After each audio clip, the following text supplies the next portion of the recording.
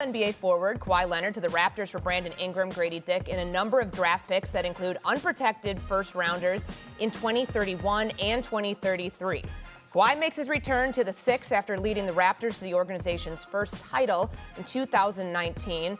And now that he's back, the Raptors' odds to win the East moved from plus 1,400 to plus 800, currently giving them the third shortest odds to win the conference behind the Celtics and the Knicks. So, David, I turn to you. Does Kawhi, at 35 years old, knowing the injury history, but also knowing the type of player that we've known him to be throughout his career, does he make them the biggest threat in the East to unseat the reigning champion New York Knicks? Absolutely. I want to go back to that graphic. I don't know how in the world you have Boston as a favorite to win a championship over the New York Knicks.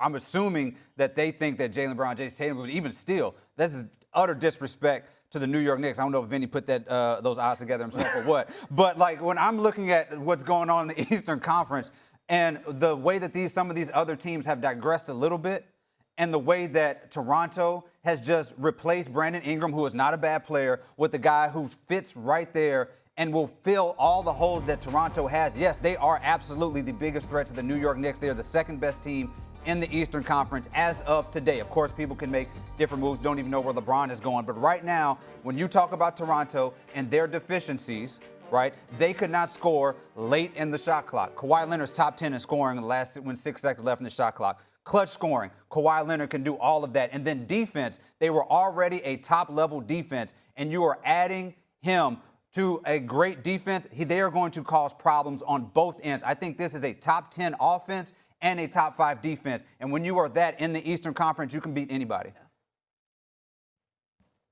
Wendy, how do you see it? It's July 1st, so it's very hard to rank the Eastern Conference right now. The teams haven't made their moves. We don't know where Jaylen Brown is playing. We don't know where LeBron is playing. There could be another move that happens. So I will say for July 1st, yeah, I got the Raptors right up there, just below the Knicks. The Pistons have got me scratching my head today, Courtney, because they're signing John Collins. Nice player. The Pistons off-season acquisitions. You know, the Pistons didn't do anything in midseason this year because they wanted to watch this team and they wanted to sort of save their bullets for a bigger move later on. They end up having a very disappointing second-round cash out, and their off-season moves have been to replace Tobias Harris with John Collins and to trade for Isaiah Joe. I mean, I'm a little bit more impressed with Kawhi Leonard being upgraded to the roster, to the Raptors at this point. So if I'm the Pistons, I don't know how I'm feeling about Kawhi Leonard going to Toronto. And I'm like, well, we got John Collins. I mean, no offense to him, but he's not a needle mover. Kawhi Leonard's a needle mover. The big thing is here, and the way you evaluate this trade is when you hear what this extension is going to be, because that's agreed to. Kawhi Leonard knows what he's getting, and it's going to be 9 figures. You're not going to know for sure until you see whether he's healthy next spring as well.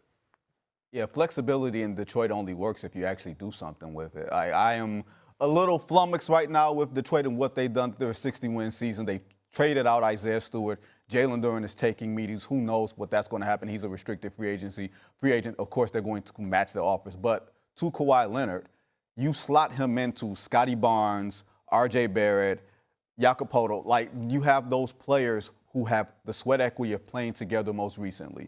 And like you said, David, they were a team that struggled in the half court.